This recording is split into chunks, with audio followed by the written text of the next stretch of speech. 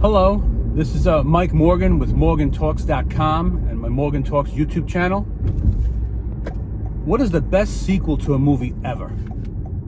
The best sequel to a movie ever, to me, in my opinion, is The Karate Kid, 1984. 1984 Karate Kid with the sequel of the Cobra Kai that followed up like 35 years later. That was unbelievable. There's never been a movie that had that much relevance 35 years later with that sequel, Cobra Kai. I think it's unbelievable how they actually could bring life into something from 1984. And I know there's been some sequels after it, The Karate Kids and stuff like that, but really it started in 1984 to make it relevant again. With Cobra Kai, that was unbelievable. I thought it was great.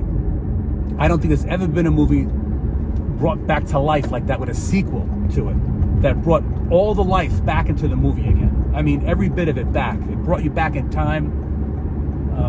People watched Cobra Kai who weren't even born in 1984, who probably went and watched the original movie because of Cobra Kai, and their parents knew about it and said, hell yeah, The Karate Kid. But that's unbelievable what they did. I think there's never been a sequel to a movie like that brought back to life. That was unbelievable. That was genius. It was unbelievable.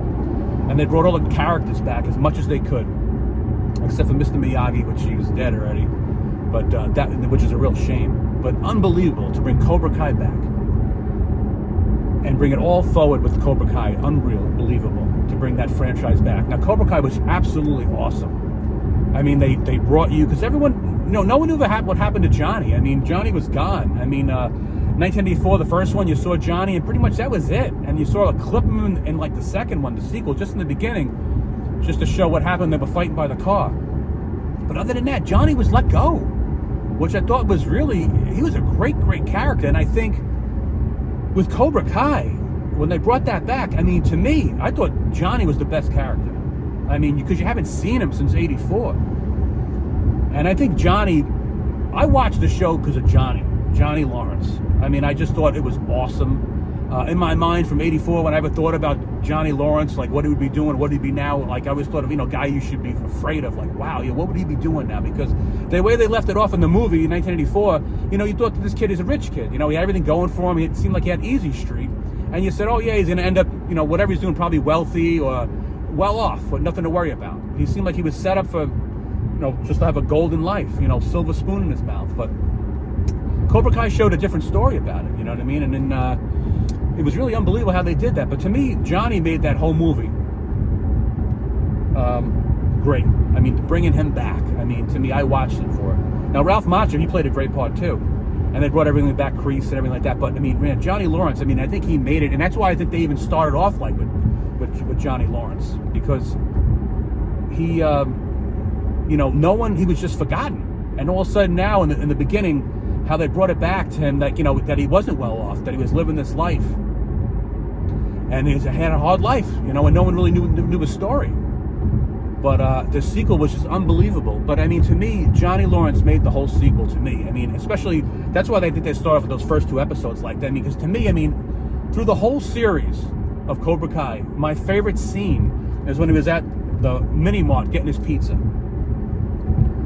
To me, that was it. Because, you see a guy, Johnny, he's older now, he's working odd jobs, he's having trouble. And that this guy inside, like, you as a viewer from seeing the movie, what's inside this guy, what he's capable of. But the people around him don't. And, the scene when they go to the mini mart and he gets the pizza and he goes outside and they're throwing that kid against the car and he says, hey, it's like, like these people don't know who they're messing with. They're messing with like a tiger, man, a lion.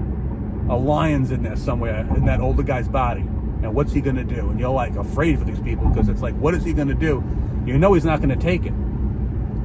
And then all hell breaks loose. And I like the fact about it that it's a lot of realism in there because I'm 52 years old and I feel pain right now with my body. And you can see when he did that kick and he did that one kick high in the air there and he went, ow, because his body's older now. He's the same inside, but his body's older.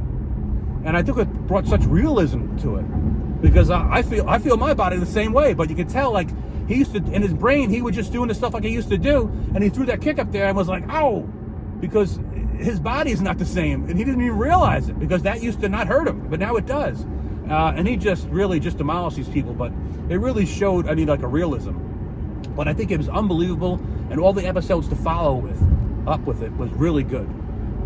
They tried to bring everyone back, but I really liked it. I mean, I really thought it was really unbelievable. But there's never been a movie that they brought forward like that. I mean, 35 years later, to make it relevant, with the Cobra Kai. And it was really good and well done. I think that was awesome. But the characters, were all great and stuff like that. But just amazing how they can make something relevant for a whole new generation to watch it and actually get inspired to watch the older movies. But I mean, I think to me, I thought Johnny Lawrence was awesome in it, because you just didn't see him at all after the first one, really. It just was gone. But Ralph Macchio was great too. It's a real shame that Mr. Miyagi wasn't around. Really a shame. Even if he was old and feeble, they could have used him somewhere, and then it would have been fine. But he was gone. He was dead. And what a shame, because he would have loved to have known probably, what they did with Cobra Kai and bringing the whole Karate Kid back to life like that.